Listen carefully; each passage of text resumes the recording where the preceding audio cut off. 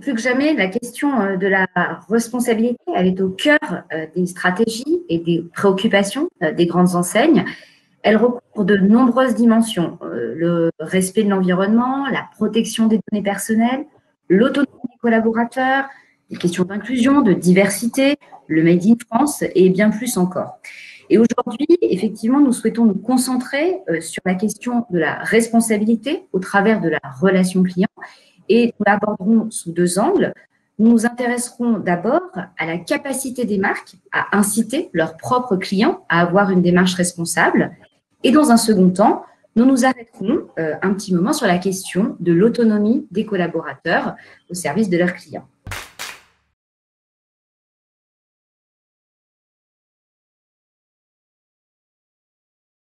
Nous retrouvons les questions de santé, la question du réchauffement climatique, la question de la pollution, la protection des ressources naturelles, les conditions de travail et d'égalité hommes-femmes, pour ne citer que 5 d'entre elles. Donc, on voit effectivement, c'est important de pouvoir inciter donc, les clients à avoir une relation responsable, une démarche responsable. C'est important aussi pour pouvoir les engager, que ce soit en résonance avec leurs propres préoccupations sociétales. Mais ce que cette même étude nous apprend, eh bien, c'est qu'il est attendu des marques aussi qu'elles aient des activités, des engagements concrets sur des sujets qui soient en lien avec leur propre activité. En effet, vous voyez le chiffre ici, 83% des Français déclarent qu'elles attendent de ces entreprises eh bien, des engagements concrets sur des sujets en lien avec leur propre activité, contre seulement 54% pour des sujets plus généraux. Du coup, l'enjeu, effectivement, c'est de pouvoir raisonner par rapport aux préoccupations des Français, tout en étant aligné et en résonance avec ses propres valeurs en tant qu'entreprise, avec son propre ADN. Alors, quand on pense à ça, on a déjà quelques initiatives en tête que nous pouvons citer. On pense par exemple à Decathlon qui a pu mettre à disposition une application de coaching sportif pour aider justement à faire prendre soin de sa santé. À la Redoute, avec la démarche de la reboucle qui incite et invite à vendre ses vêtements d'occasion, ou encore à Leclerc qui incite fortement également à acheter du Made in France. Comme Karen le soulignait, il y a cette autre facette de la responsabilité en relation client qui est celle de tout simplement de l'exemplarité des marques, des entreprises vis-à-vis de leurs propres équipes, de leurs collaborateurs. Ce qu'on a pu mesurer, c'est que ces collaborateurs, ils attendent ce cadre, ces marges de manœuvre qui vont leur permettre d'être autonomes et puis d'aller au-delà des attentes de leurs clients. Seulement 17% estiment qu'aujourd'hui, c'est réalisé de façon excellente dans le cadre de l'entreprise. On a plus de 8 personnes sur 10 dans l'entreprise qui attendent encore un travail, un effort sur le cadre et les marges de manœuvre dont ils disposent.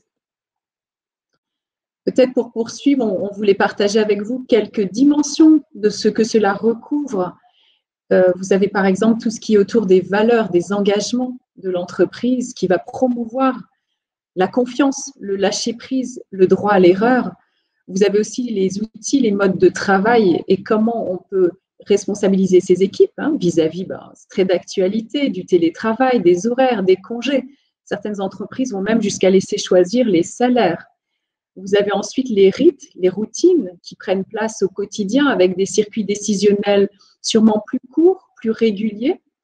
Évidemment, le cadre managérial qui va instaurer la confiance, transformer le rôle du manager vers plus un rôle, on va dire, d'influenceur, de soutien, de coach.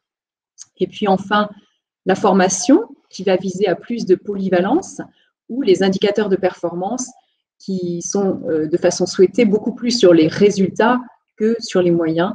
Donc, ce sont quelques-unes des dimensions qui vont permettre de promouvoir l'autonomie dans l'entreprise. On est au début du chemin, mais avec beaucoup de marques qui s'illustrent aujourd'hui. On a pris quelques exemples comme chez Air France ou au Ritz-Carlton, les conseillers, les collaborateurs, les stewards, qui disposent d'un budget annuel qui leur permet à tout moment de faire un geste attentionné envers un client, de lui renvoyer un petit cadeau, de souligner peut-être par rapport à un irritant qui a pu avoir lieu sur un voyage, de faire un geste. Et c'est à leurs mains, c'est leur budget, c'est à la fois leur responsabilité, leur fierté aussi d'avoir cette autonomie. On a chez Blablacar, pour l'heure, beaucoup de concertations participatives des collaborateurs autour des modes de travail, du télétravail, des horaires, de comment ils veulent s'organiser, qui plus est dans ce nouveau contexte post-Covid, pour à nouveau partir à la source et responsabiliser les équipes sur la façon de faire. Donc, chez Point P, alors là, c'est la démarche des petits pas avec les 11 000 collaborateurs qui sont incités à aller rendre visite aux confrères, à d'autres points de vente, pour ramener dans leurs réunions managériales des exemples, des illustrations de ce qu'ils ont vu. Alors, les efforts qui ont été remarqués par les clients sont aussi remarqués en interne, qui est puisque cette année, à cet effort, à cette prise d'initiative. Les collaborateurs à estimer que leur propre entreprise a une posture tout à fait exemplaire. Alors évidemment, il y a une progression, mais on peut se dire qu'il y a encore une marge de manœuvre importante. Et donc, l'ingrédient essentiel derrière cela, le fait de pouvoir embarquer ses collaborateurs comme ambassadeurs, comme vecteurs de cette exemplarité, eh bien, c'est la question de la culture client. La culture client dans toutes ses dimensions, il s'agit de valeurs, il s'agit d'état d'esprit, il s'agit de formation, il s'agit de rituels. Et justement, on disait que c'était important de pouvoir tangibiliser, évaluer, suivre la progression d'une culture client.